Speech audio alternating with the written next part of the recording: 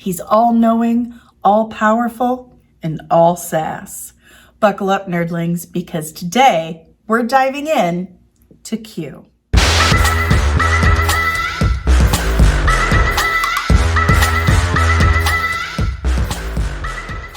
What is up, sexy nerdlings, and welcome back to my channel!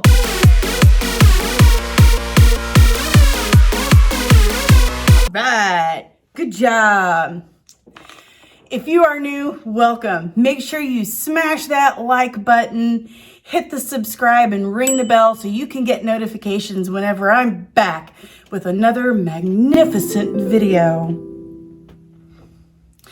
I'm Danny Sanssouci, licensed cosmetologist and registered super nerd, and this is Comics and Cosmetics, where I talk about whatever nerdy topic I've been obsessing about that week while doing my makeup at the same time, while you watch. Totally normal way for an adult person to spend their time. Nothing weird about it. This week, as I told you, from the future, we are talking about Q.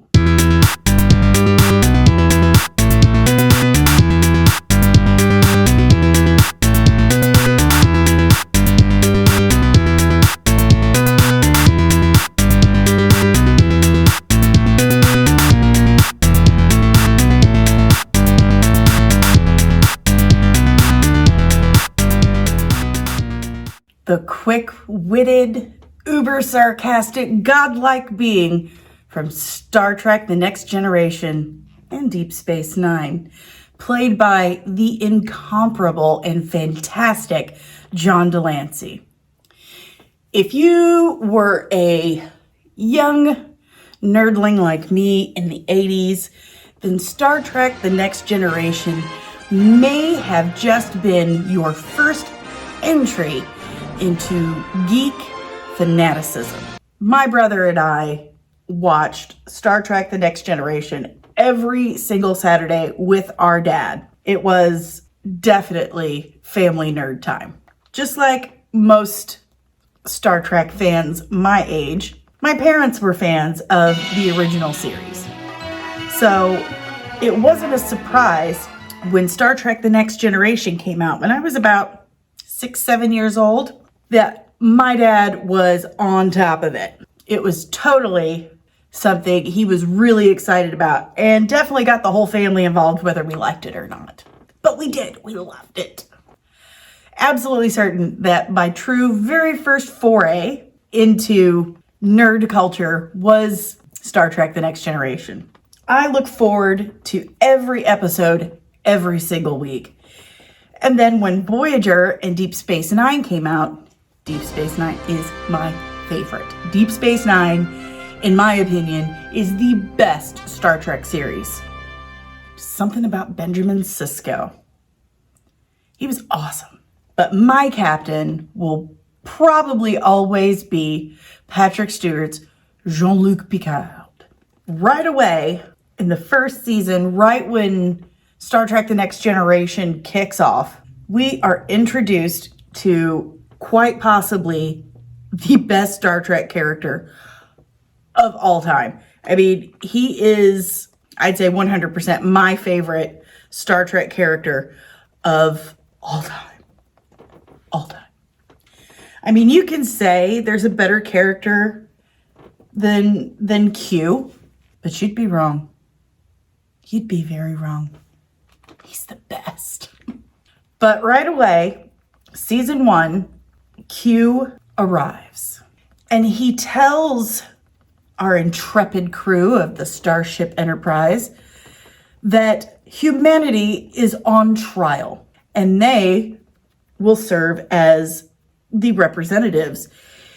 And if they don't convince him that humanity is worth allowing to live, then all humanity will cease to exist. No pressure, right? Just your first mission. You got this, right? Okay, cool. Cool. Good talk. I have a huge zit, like huge, and I can't get rid of it. So if I have to suffer, you have to suffer looking at it. John deLancie gives the greatest performance in Star Trek history with this character. I'm sorry. He is absolutely hilarious. Q is a complex character. If you don't think Q is a complex character, then you have not been paying attention. As much shit as he gives Jean-Luc and the rest of the crew, he truly loves them. Like, you can't convince me otherwise. There are times where he does things that you're like, wow, that's pretty harsh. Like, you just threw the Starship Enterprise into Sector J25, 2 years away from the nearest starbase, and 18 people died because of this. But hey, you made your point, right?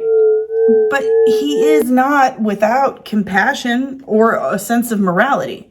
He has a sense of morality. It's just different from ours. And I mean, to me, it's very clear that that's because he is omnipotent. Q is an entity from a race of entities just like him. They all go by the name Q. They are referred to as the Q Continuum because they are these godlike beings that possess the ability to manipulate reality, the space-time continuum. I mean, we don't really know how they began, where they really come from. They kind of exist everywhere and nowhere at the same time. Q has informed us that he has an IQ of 2005. He is omnipotent. He has the power of telekinesis, telepathy. He can, as I said, warp reality. He can create things out of thin air with a snap of his fingers, send an entire ship thousands and thousands of light years away without breaking a sweat. But he is unique to the rest of the continuum in the respect that that boy is always in trouble.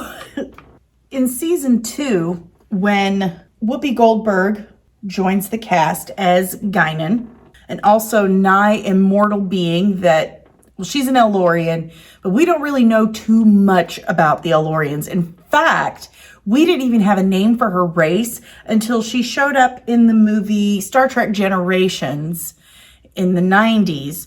Then we got a name, Elorian. But in season 2, Q shows up in an episode referred to as Q Who. And this is one of the more interesting Q episodes in my opinion. And I'm going to tell you why. In order to explain this, I'm going to flash forward to last week when season 2 of Picard aired.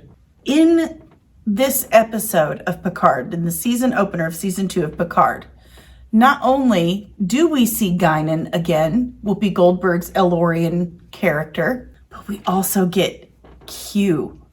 Like, John deLancie shows up, and at first it's him de-aged, looking like he did in the Next Generation episodes. And in his true, just biting wit, sarcastic style, takes one look at Jean-Luc and says, "Oh, you're so old. Here, let me catch up," and snaps his fingers, and we've got Silver Fox John deLancie. Well, that was very interesting to me. And I really feel like they are about to answer a 30-year-old question. In the episode of the second season of Star Trek The Next Generation, which I've just made a connection, both of these things are happening in second seasons. Second season of Star Trek The Next Generation, we get the Gainan and Q interaction. And then in the second season of Picard, they're back. So awesome. Anyway, in the second season episode Q Who of The Next Generation, Q shows back up, and he's, Picard's just standing there talking, and then all of a sudden he realizes he's sitting in a shuttle, and there's Q in a Starfleet command uniform. He's like, hey, I'm joining up. Let me in your crew. And Picard's like, no, you're an a-hole. You're always causing problems. I cannot keep up with you. I cannot babysit you. And he's like, oh, yeah. So they teleport. Q teleports them to 10 Forward, which is the kind of bar/mess hall that Gainan runs on the Enterprise. And when you get in there, you discover that there's no one else around in 10 Forward. Everyone's gone. Every time we see 10 Forward, there's always people there. It is open all the time, and there's always people in it. But this time, it seems to be empty. And Q is presenting his argument to Picard about letting him join the crew of the Starship Enterprise by saying that they are not ready for what is out there.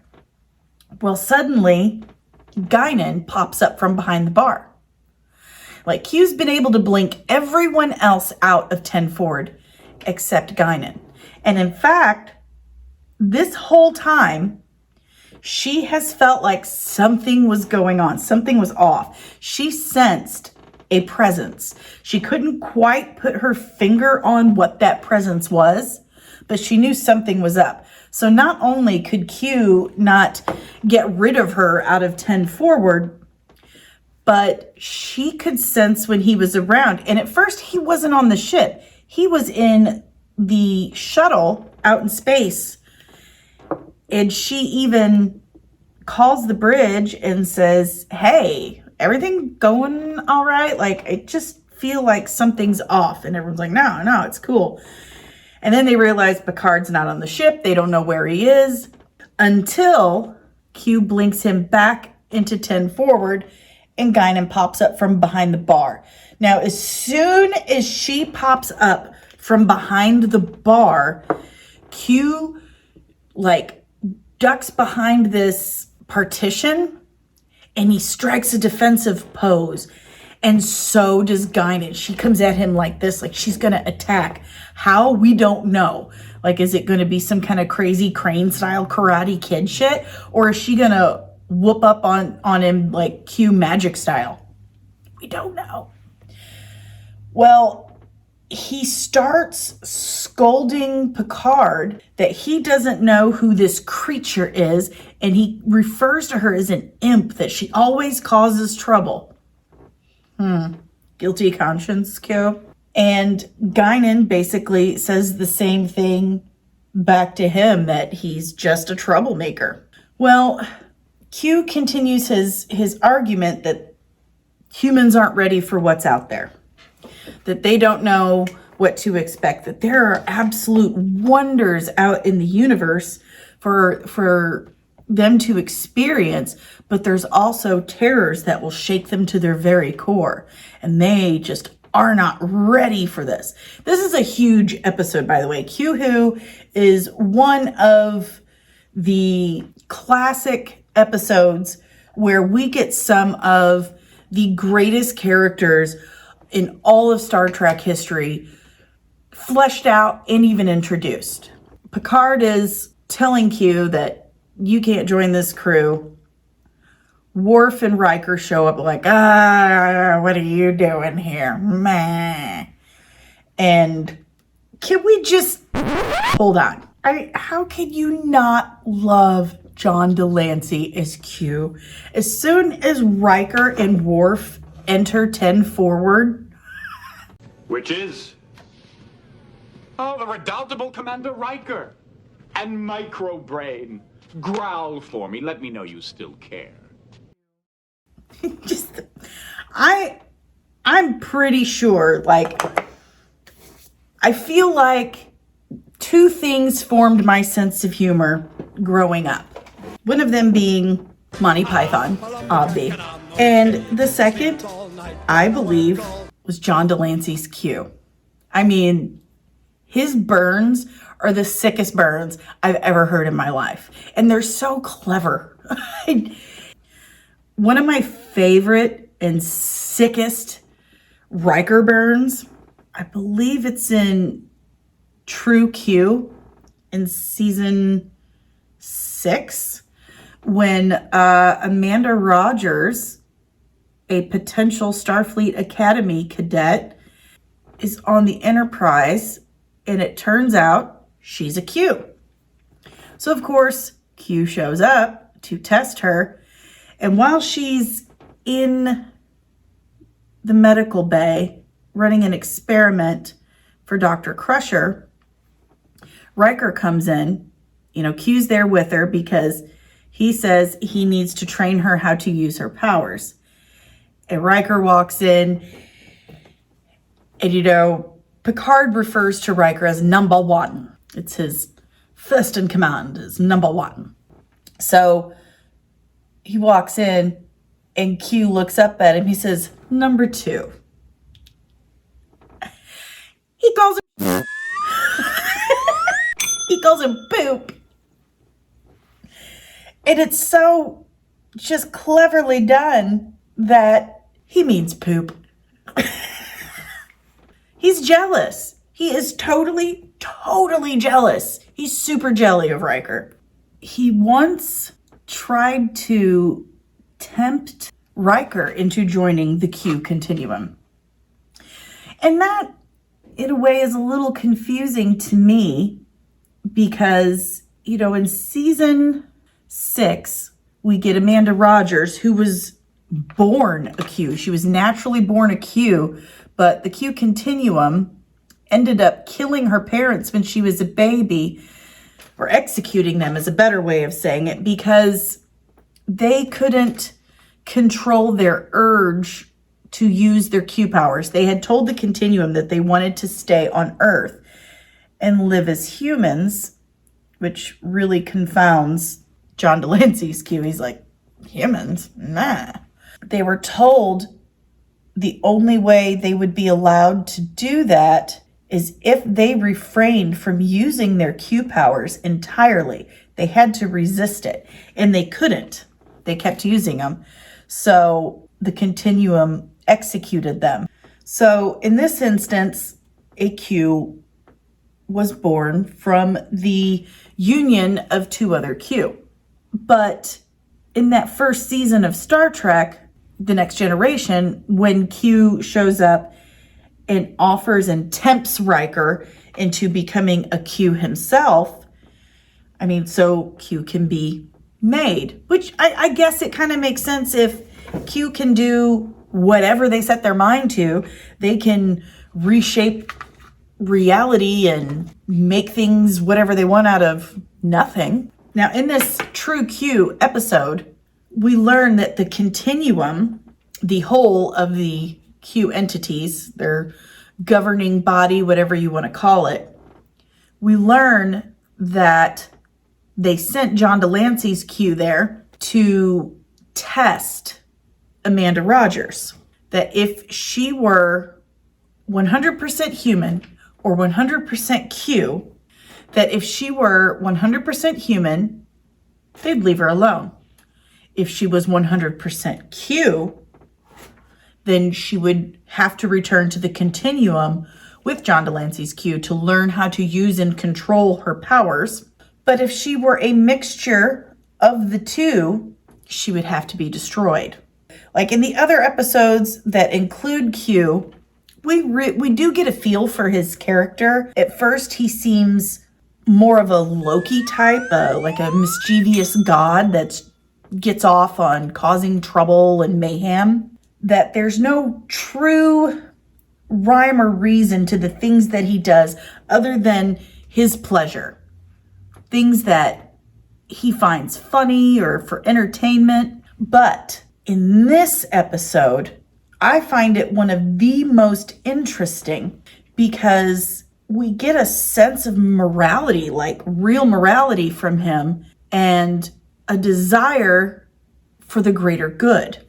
Allow me to explain myself. In this episode, when he's telling Picard why he is there, why the Continuum sent him there, he explains that, could you imagine an omnipotent creature, an all-powerful being, was allowed to run around the universe completely unchecked, unmonitored, with zero control or knowledge over their powers? It would be devastating, absolutely devastating. She could destroy whole species, whole galaxies. She could destroy the whole universe without even realizing what she's doing.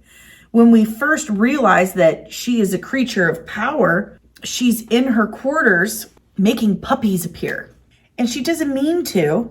It's just, she doesn't realize what she is, who she is, and how she's doing this. So it does make sense what Q is saying, that he has to be there to inspect, to kind of suss out the situation and offer training if possible. Like, he doesn't tell Picard right away that he's gonna kill her if it proves that she isn't able to get a grasp of her abilities. He tells Picard that he's going to teach her how to use these abilities. He tests her in several ways, first by trying to smush Riker like a bug by throwing a crate over a railing onto his head. Again, he is so jealous of Riker, and I'm going to get there. Just give me a second. But she sees it and is able to move it out of the way and save Riker's life. And according to Q, she did that relatively easy, so he had to give her a tougher challenge. And this tougher challenge was causing a warp core breach and almost killing thousands of people. And I said he had a sense of morality. But I think his sense of morality is along the lines of Spock, where the needs of the many outweigh the needs of the few.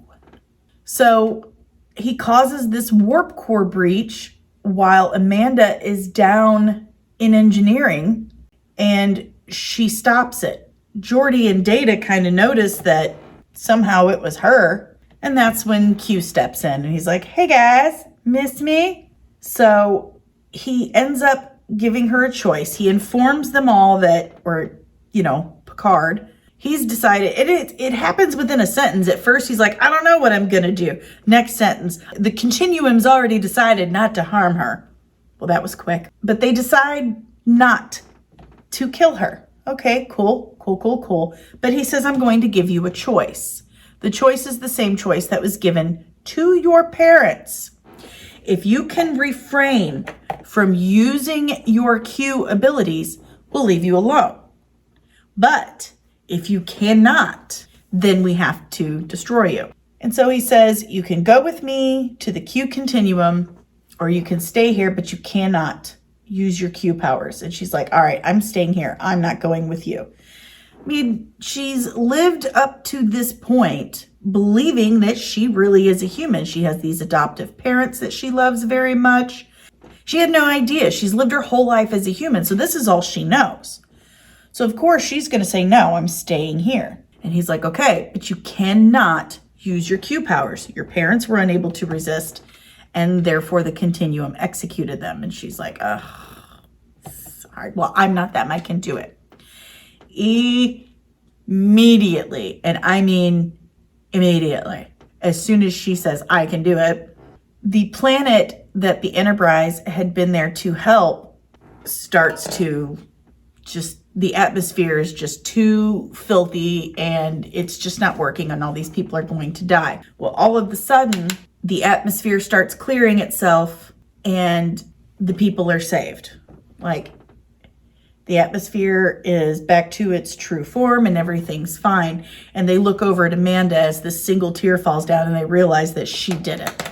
So it was then that Q tells her, "All right, we gotta go." She makes her decision really with saving those people.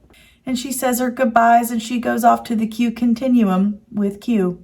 And he wasn't he wasn't an ass about it like he normally would be, like, ha, I told you so. He's definitely that type that would do that. But he doesn't. He's like, bye, peace out, and he takes her. End of story.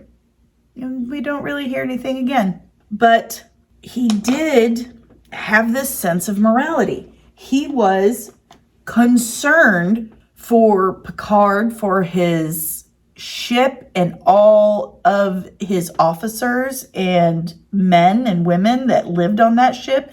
Remember, the Starship Enterprise is an exploratory vessel. It's the size of a city. So on top of all the exploratory and weapons features, you've got full families living on this ship. And Q didn't want anything to happen to them. What we never get answered throughout all 7 seasons of Star Trek The Next Generation and Voyager and Deep Space Nine, we never get answered how Gainan and Q knew each other. It's said that they had dealings 200 years prior to this, but it's never explained. Like I said, we didn't even get a name for Gainan's race or species until the Star Trek Generations movie. And let me tell you something, we're all curious. We've been wanting to know this whole time. We've always wanted this face-off between Gainan and Q, but it never happens. I think here in Picard Season 2, we're finally going to get that. That's exciting. I'm just happy to see John deLancie working. He's a treasure and should be protected. I feel like the relationship between Picard and Q, very similar to the Joker and Batman. Hold on to your butts. They're a lot alike, but they're two sides of the same coin, just like Batman and the Joker are. They're both highly intelligent people, entities, highly intelligent. They're both on a mission of sorts.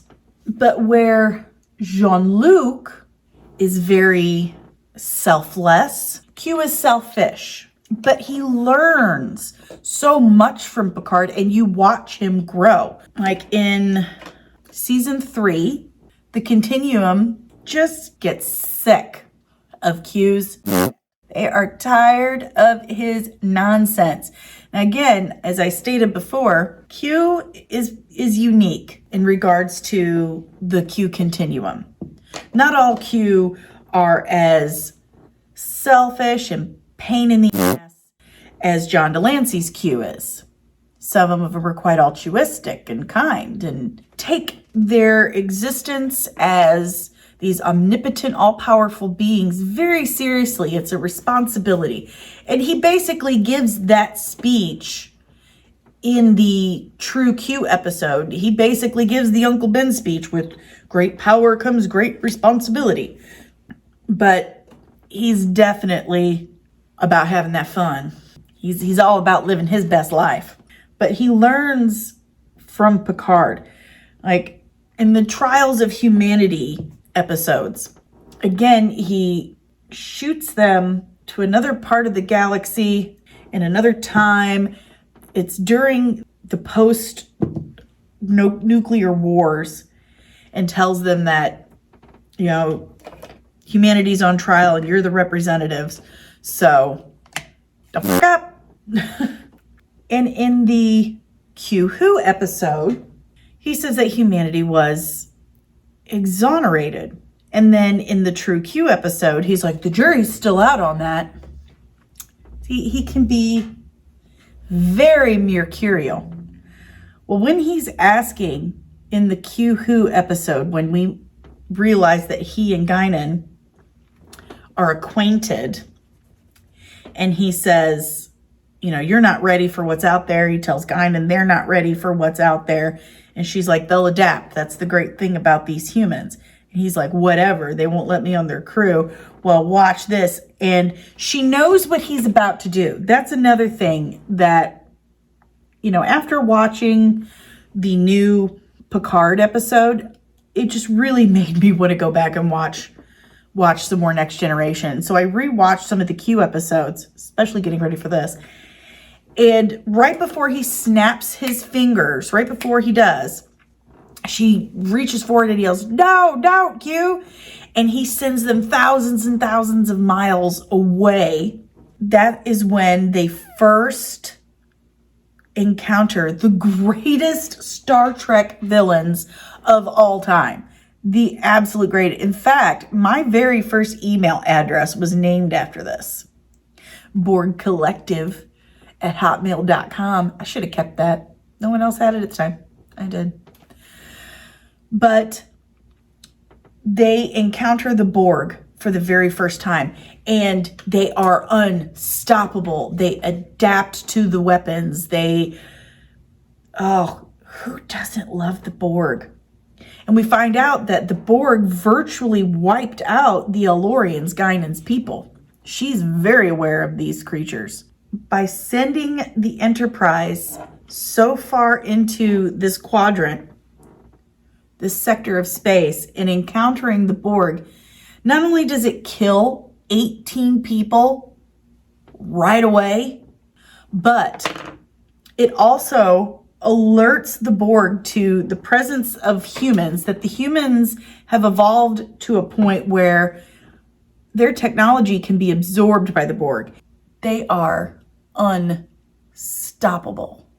And eventually, after, 18 people die, Picard's like, I get the point you're trying to make, but did my men have to die for that? Like, I get it. We're not ready for this part of space, but you could have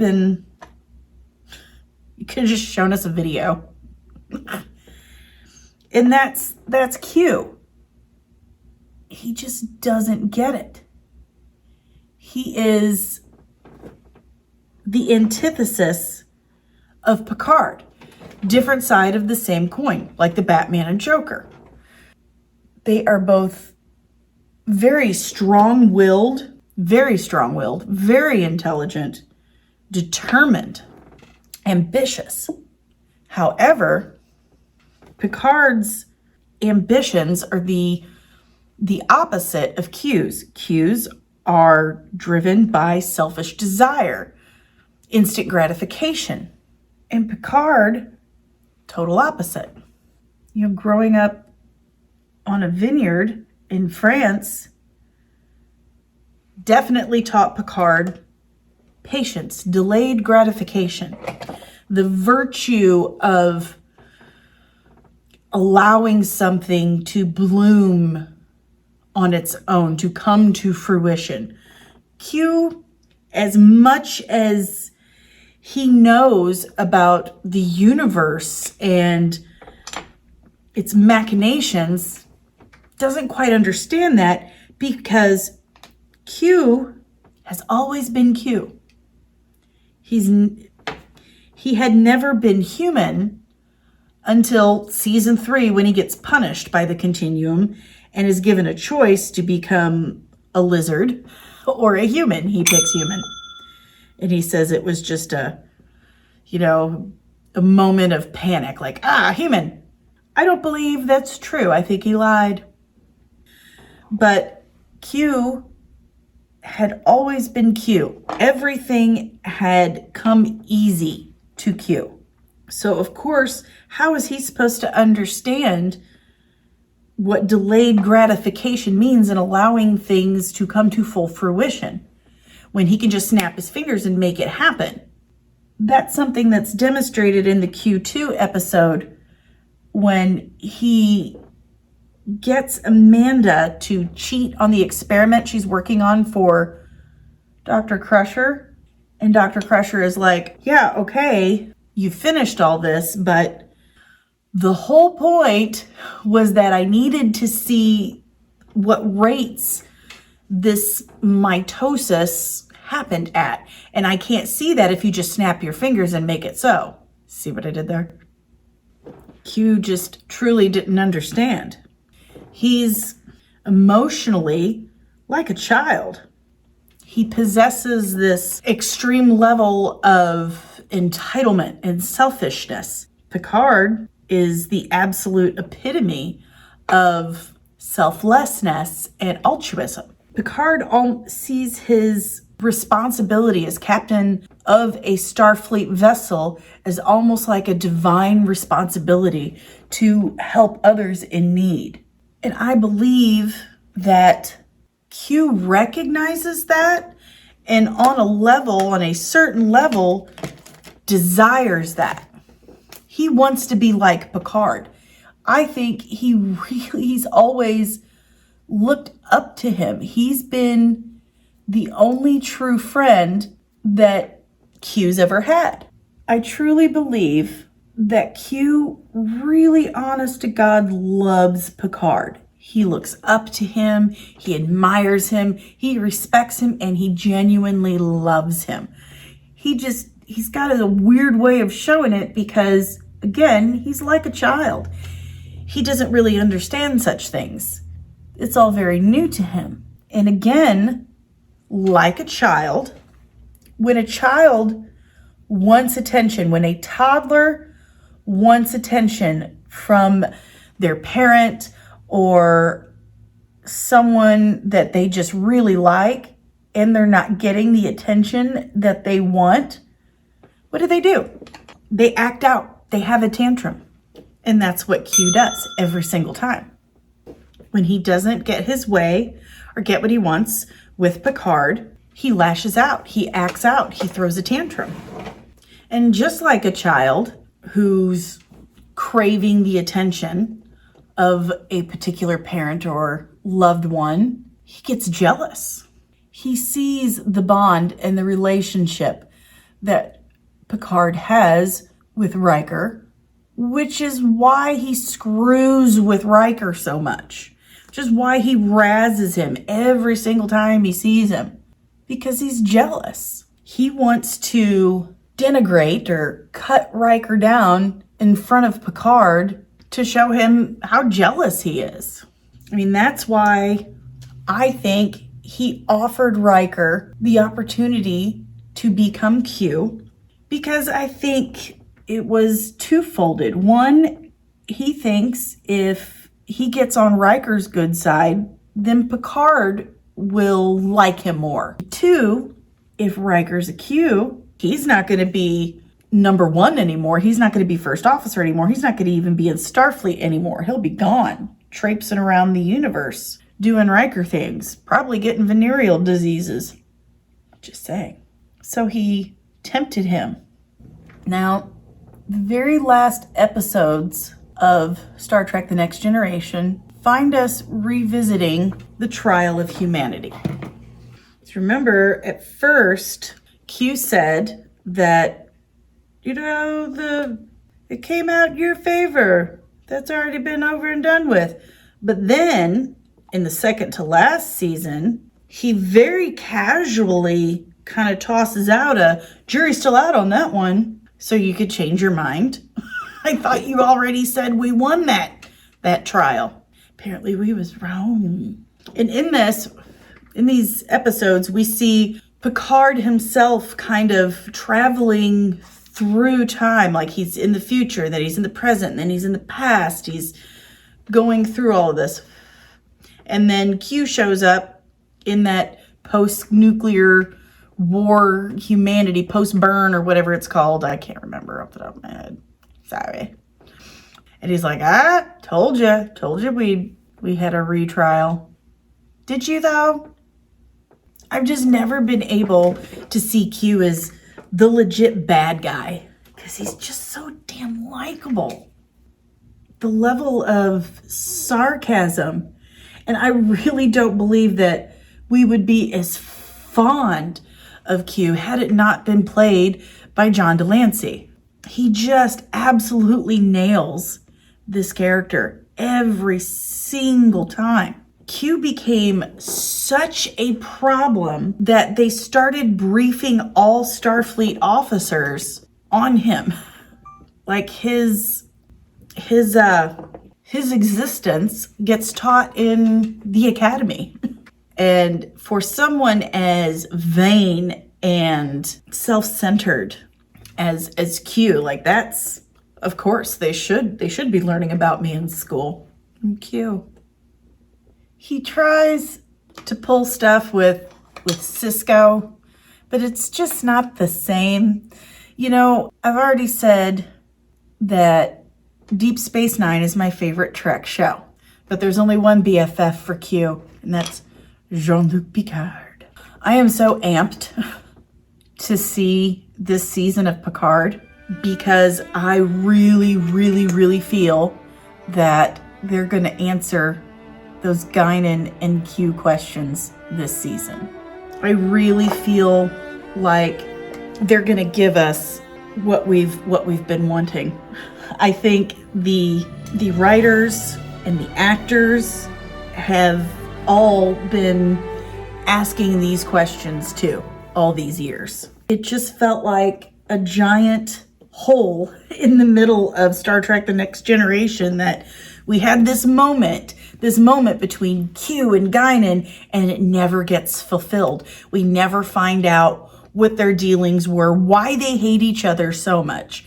I mean, we can see why someone would be really put off by Q because he is effing obnoxious at times. Like, he's just in the way. He's this little kid who desperately wants, he's Stuart. Look at me, look what I can do. That's Q. And Gainan she's an old and wise creature and seems to have quite a lot of power herself, but it's never been expanded upon. So I'm really, really curious, and I really feel like we are going to get some of those questions answered this season of Picard. And as a lifelong Trek nerd, I couldn't ask for anything more.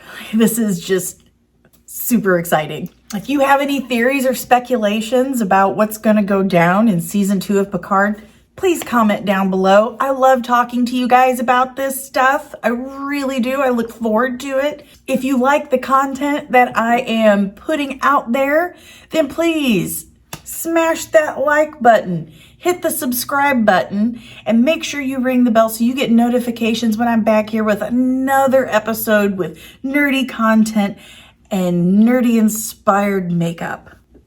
You can follow us on social media at Comics and Cosmetics on Facebook and Instagram. You can also follow us on Twitter at D_Sanssouci. So if you'd like to see me overshare and wonder why did she just tweet that? Is that my grandma? Then please follow me on Twitter. But until next Saturday, nerdlings, have an awesome and wizard day, and I'll see you in the next one. Bye. Why didn't you want to record today? Oh. Because people aren't liking and subscribing? Oh no.